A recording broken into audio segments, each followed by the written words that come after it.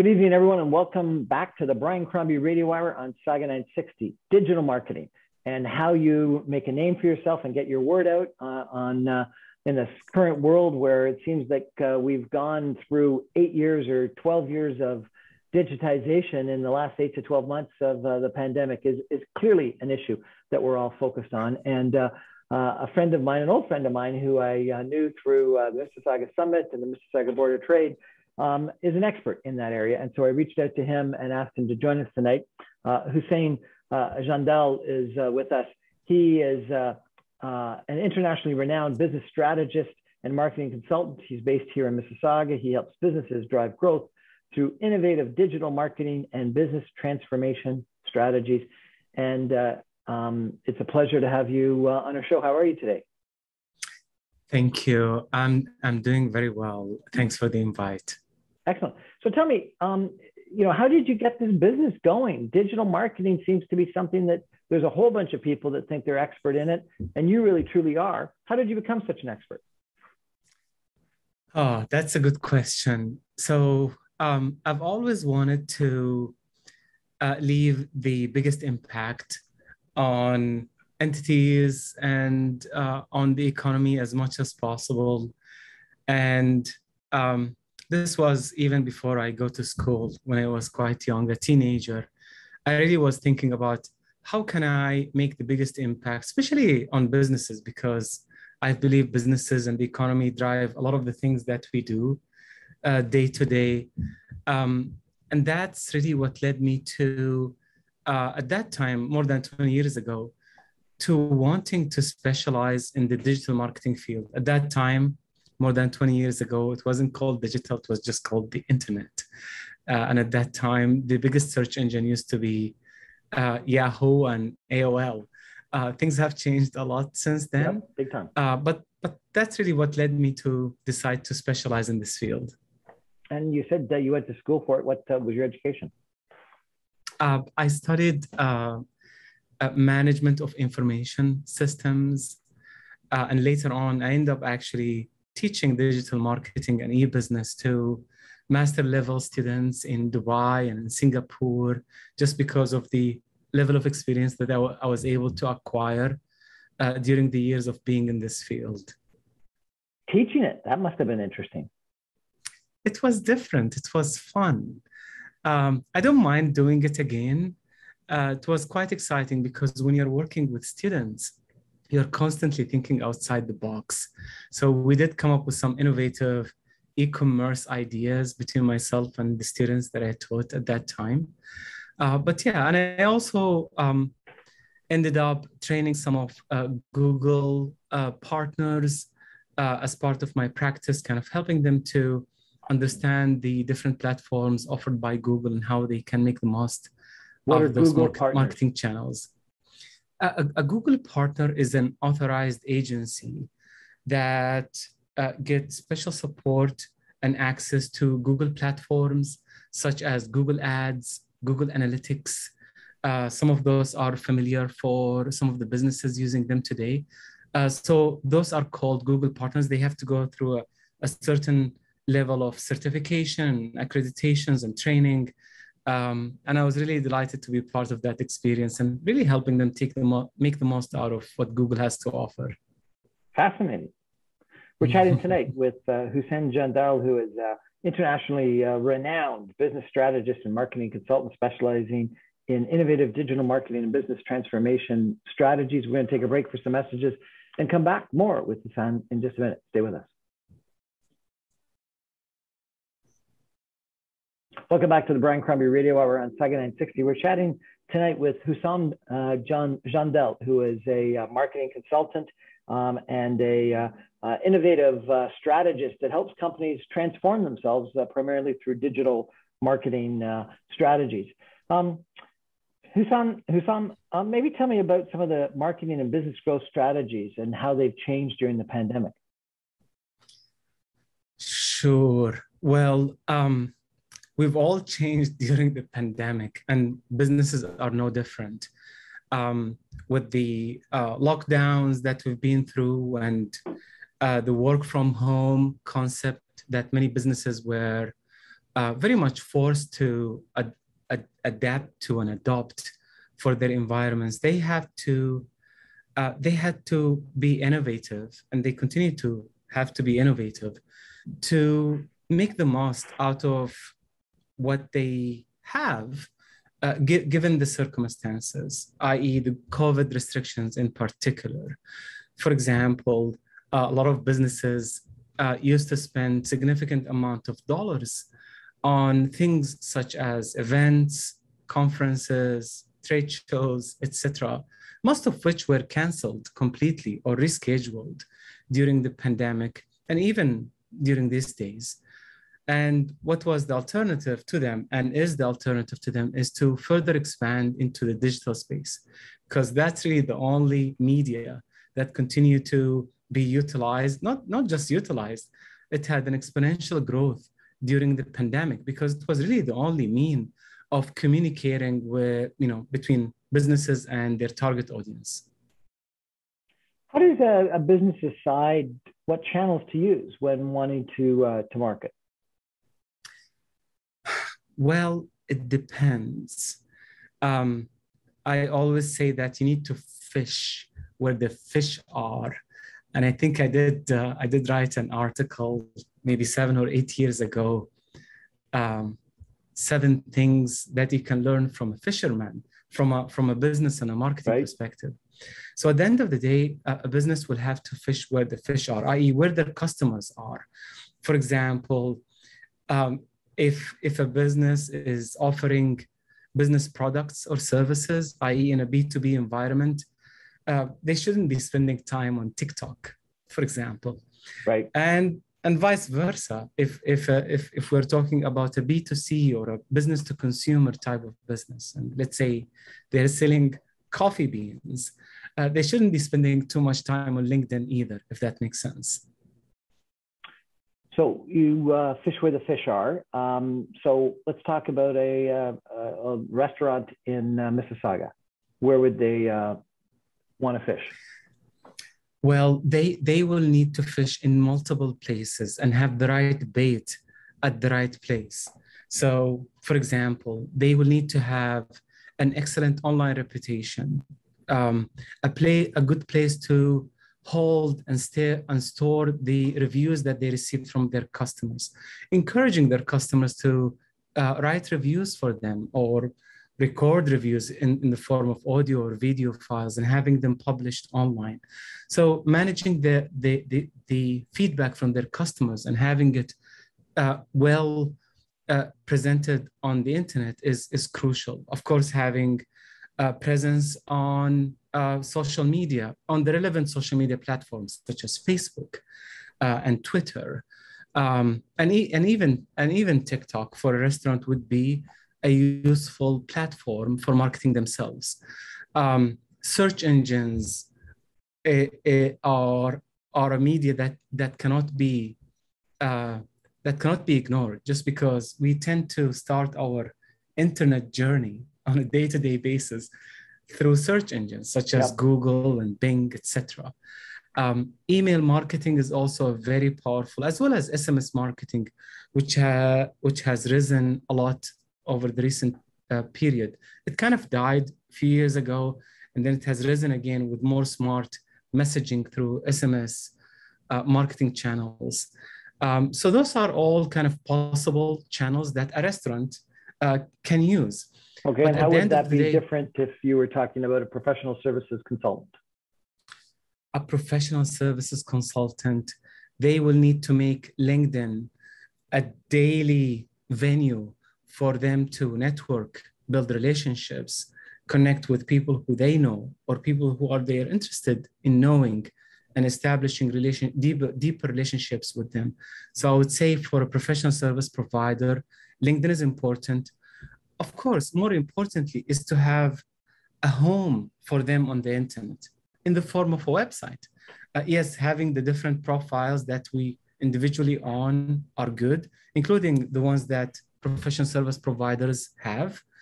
But at the end of the day, they will have to have at least a holding place for who they are, what they offer, what they do, their experiences in the form of a website. And through that website, they can connect to the different channels, such as LinkedIn. Of course, Twitter is also important for professional service providers. And there are many other channels that they can take advantage of, such as webinars, such as, using platforms like Zoom and GoToMeeting and the rest of them, and continue to network and build relationships through those channels. You said build deep relationships on LinkedIn. How do you build deep relationships on LinkedIn? That's a good question.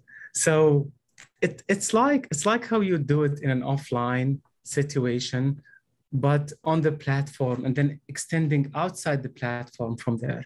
So for example, let's say if I don't know you, Brian, and all of a sudden, I came across a post that was reshared, a post of you that was reshared by one of my contacts. And I saw what you shared, and I was interested to reach out to you, so I can go and message you through LinkedIn. And then if you're interested in connecting with me, you would accept my invite, or at least reply to my message if there is a mutual interest. And then we can have a basic messages through LinkedIn as to who am I and why I would be interested to perhaps know a little bit more about you and what you offer and what you do and what's your experience, and vice versa. And then gradually, ideally, you will want to take that conversation off LinkedIn into a platform such as Zoom or an online meeting where you can really meet face-to-face virtually and be able to have a deeper discussions and continue to build those discussions moving forward based on the level of interest that you may have between you and the connection that you're trying to establish on LinkedIn. Okay, sounds good. What are some of the successful marketing strategies that people are utilizing today? Well, there are not tens, perhaps hundreds of strategies out there. I'll try to kind of highlight some of the common channels that every business should consider. As I said earlier, number one is their online reputation and their image. They really want to shine on the internet. When someone is especially looking for them in particular, they need to find a holding place for who they are, what they do, and why they are special in the form, for example, of a website or a Google profile where they can present what they do and who they are and the reviews that they have received. Another important strategy or channel is search engines. And again, I'm using these words interchangeably, channels and strategies. Each channel would require a dedicated strategy. And when I talk about search engine, I'm talking about search engine marketing in the form of search engine optimization. Here we're talking about the organic listings that we see when we search on Google or Bing, as well as the search engine ads that you would see at the top of the search result and sometimes at the bottom of the search result, where you can click to review the advertiser's offerings. Social media, again, being very targeted within these different channels to match your audience interest. Social media is essential, to say the least, because that's a platform or a collection or group platforms that allows you to share a lot more than what you could share on a website, for example. Things that are more engaging, interactive, attention grabbing, sharing the stories about your customers and your clients and your products and why people should be interested in what you offer, whatever that is.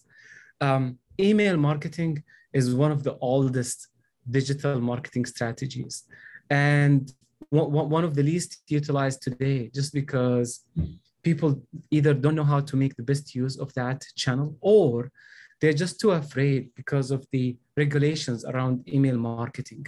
And of course, a business will have to be well educated about what they can do and what they cannot do on that channel, i.e. email marketing. Social selling and building relationships, such as the example we talked about on LinkedIn by a professional service provider, and going through that process and building relationships. Webinars is also another important channel slash strategy, because that's kind of a mean for simply casting a wider net to catch. And I like the Fisher analogy a lot, so please excuse me for using it repeatedly. Casting a wider net to reach a larger group of people who are matching your target audience, right? As well as developing custom applications and web applications and mobile applications that can help your target audience to solve problems and eventually help them engage with what you have to offer. How do you measure your marketing results digitally? Measurement is a critical piece of marketing.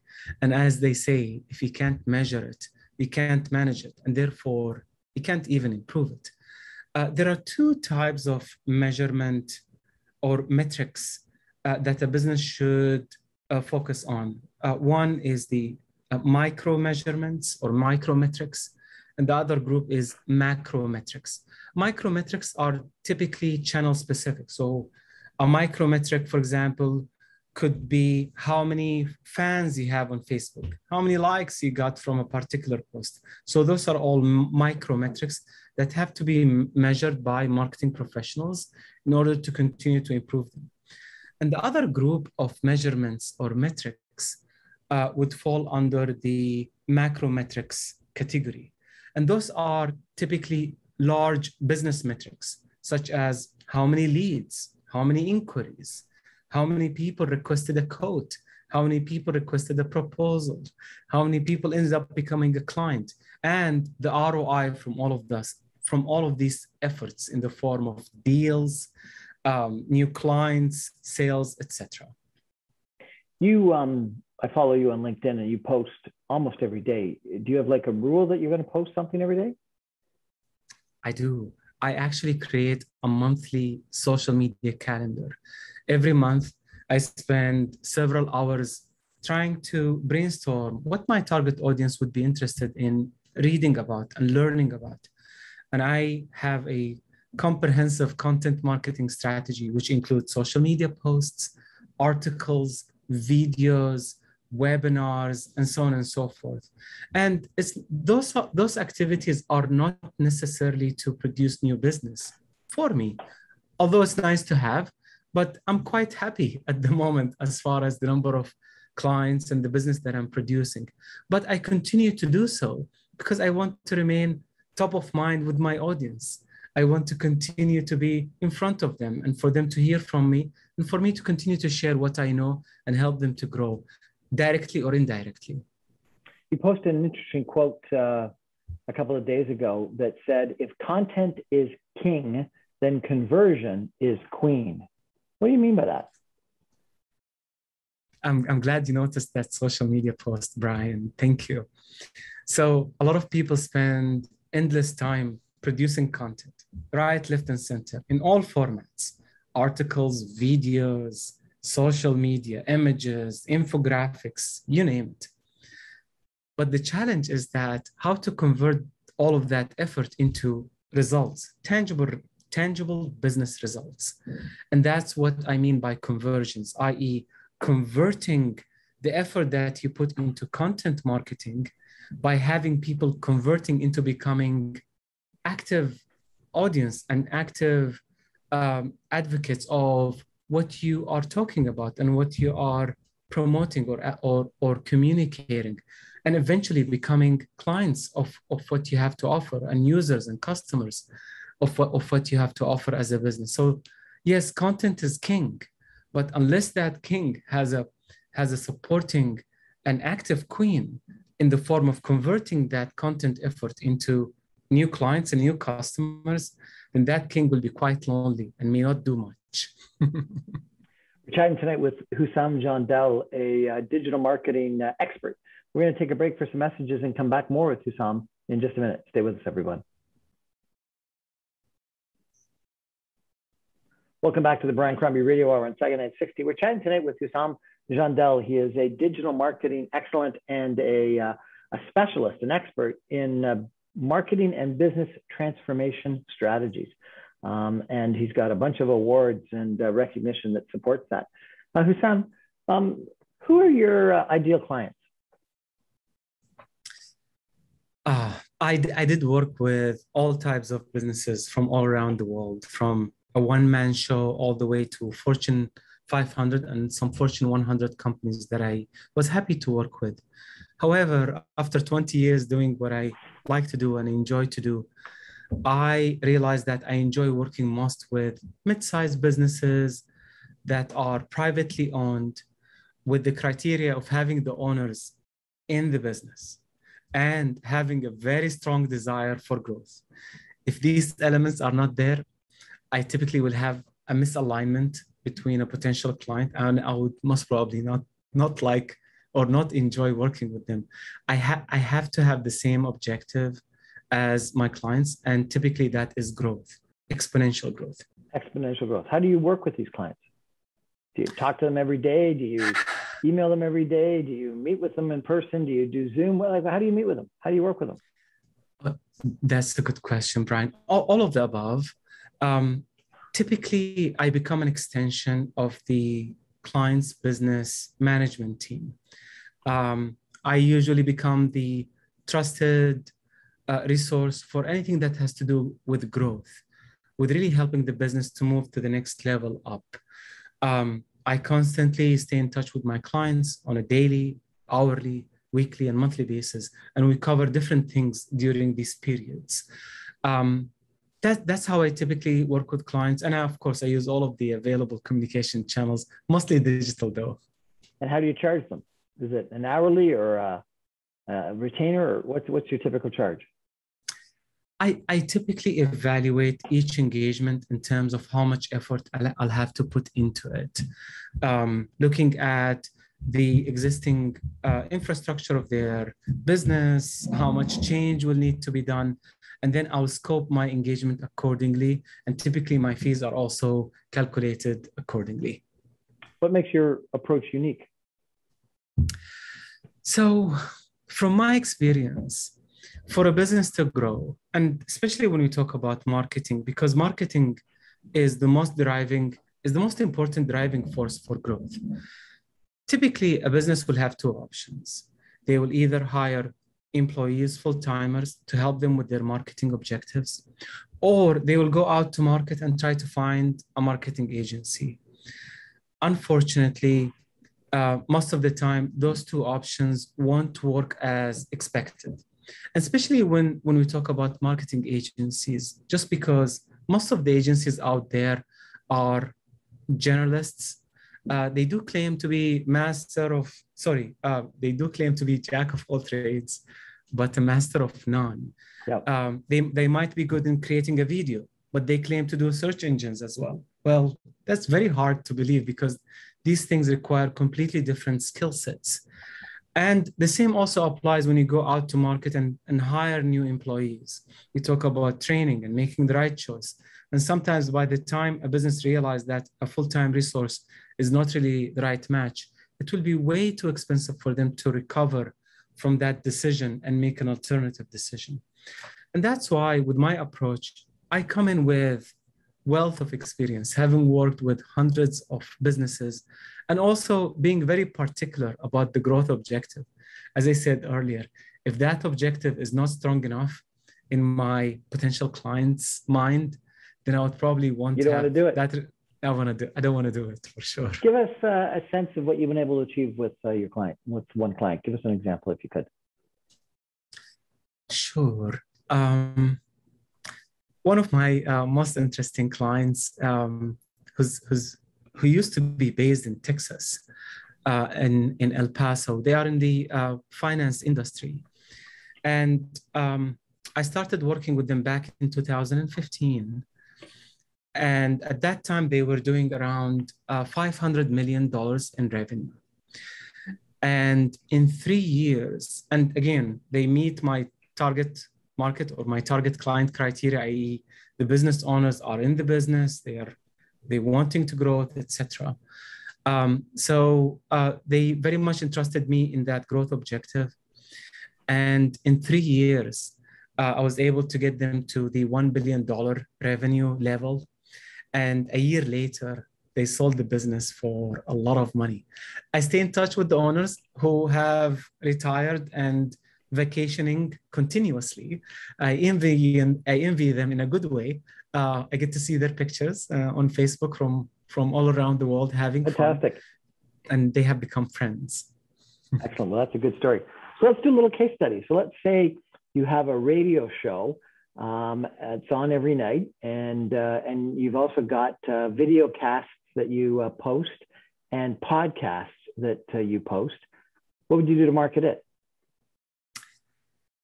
Well, social media would be critical, but not just pushing the message, also making sure that you have active advocates as part of your network, because publishing great content is excellent, but that's not good enough.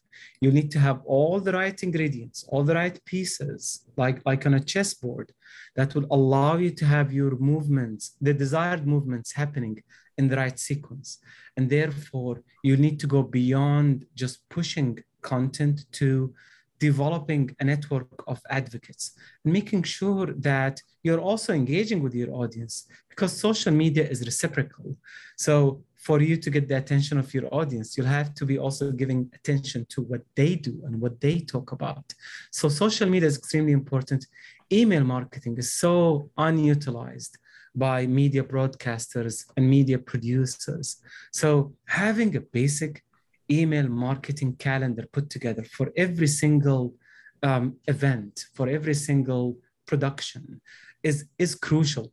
I would say those are the basics. SMS marketing could also work quite well. SMS marketing? Yes. For example, really? Yeah, of course, with permission. Simple thing, we're starting in 5 minutes, show, and we're going to talk about XYZ. The beauty about SMS is that you can't avoid it. You simply can't avoid it. It will come into your SMS inbox and you'll have to look at it. And guess what? If they're interested, they will join. And you might be surprised of how many people will show up. So video casts and podcasts are different because they're posted there and people can download them and or stream them and watch them when they want. So it's not timed versus the radio or the live streaming that you've got to watch at the time. How does a podcaster advertise? Anything different? I would say they would probably be doing similar things. The timeliness of the production may not necessarily change the engagement from the intended audience. Having the fact that it's streamed or recorded, it's video or radio, if you have connection with the right audience, the most important thing beyond that, to get them to consume the content that you produce, is to communicate to them through the media that they prefer, whatever that is, such as email, SMS, social media, sending them a message, through social media, making sure that you're tagging your advocates on announcing new events or new productions, etc. But I wouldn't say it's too different. If you're a podcaster or a live streamer, I would say you probably use similar strategies. So it's interesting. I will interview people like yourself and post the show on LinkedIn. And if I post it and tag you, I'll get a reasonable amount of viewership. And that's in addition, obviously, to the people that have watched it listened to it on radio and live streamed it and done other things. But let's just use LinkedIn as an example. I find that if you repost it and write something material, in the repost, not just I enjoyed being interviewed by Brian, but and we talked about blah blah blah, that the viewership goes up dramatically. And then if there's 2 or 3 people that then comment on your reposting of it, the viewership goes up dramatically. If there's no repost, if there's no comments, and so this may go to your comment about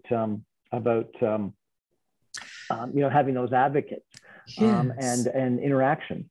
And I spoke with this one person who got like 15,000 views, and I asked them how they got that, and they said, well, number one, I reposted it a few times, not just once.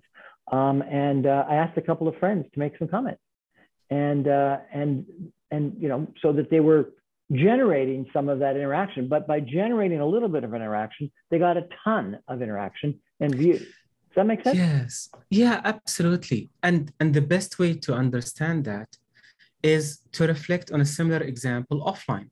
Let's say you go to a casual event, whatever, a wedding or a party or whatever that is.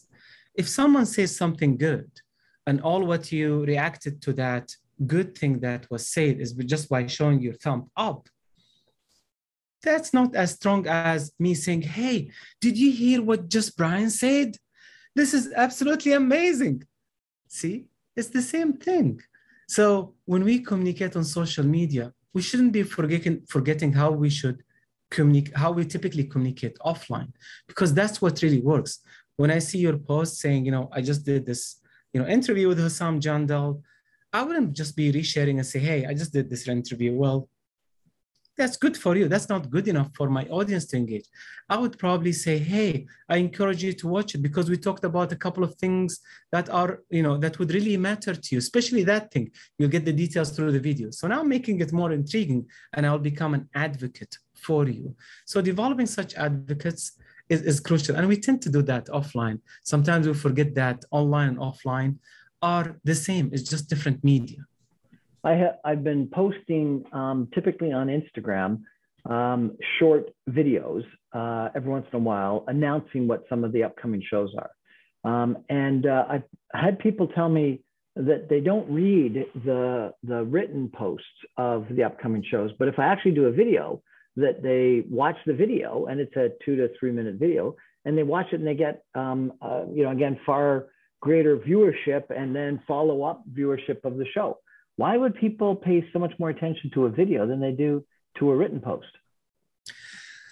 Well, I will never generalize. There is a segment of people who prefer visual content, and there is a segment of people who would prefer written content a lot more because they can digest the message quickly and move on to the next thing. So it really depends on your audience preference. I would certainly suggest doing both all the time consistently, so you are satisfying both audiences' interests in terms of the way they like to consume the message, etc.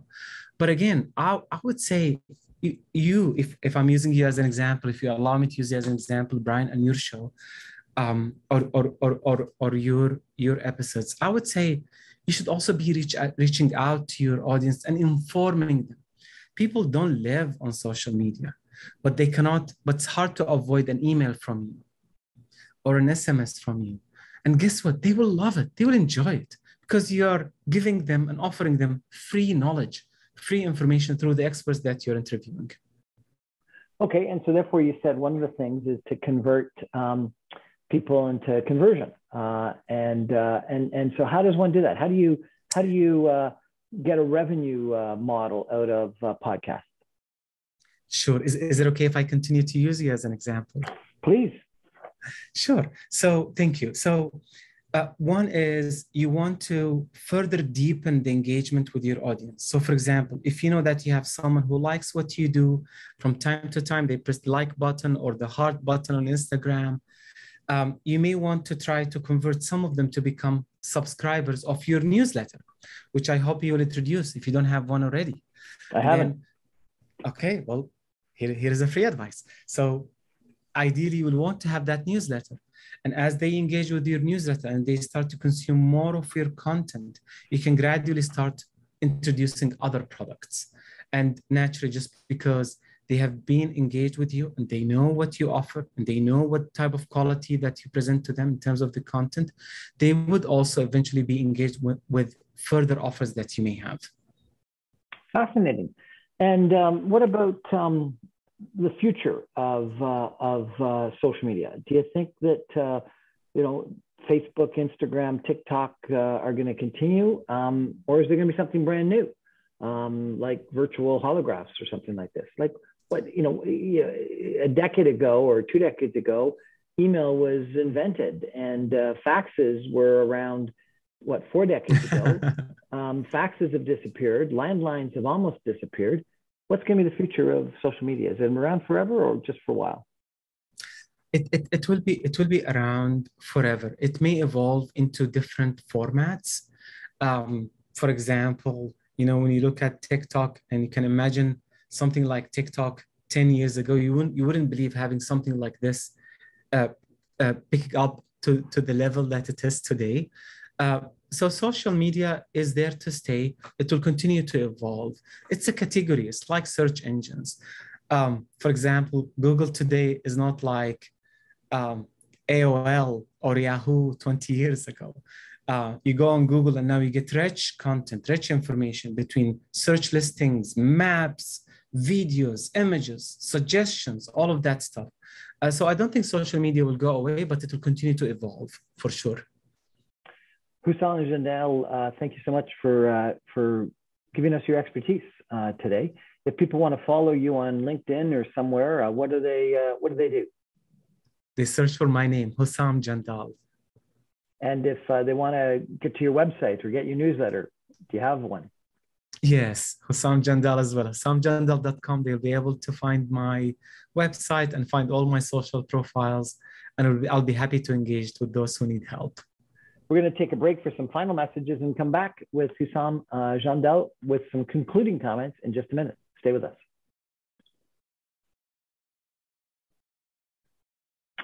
Well, welcome back to the Brian Crombie Radio Hour on Sagan and 60. Husam Jandal has been our guest tonight.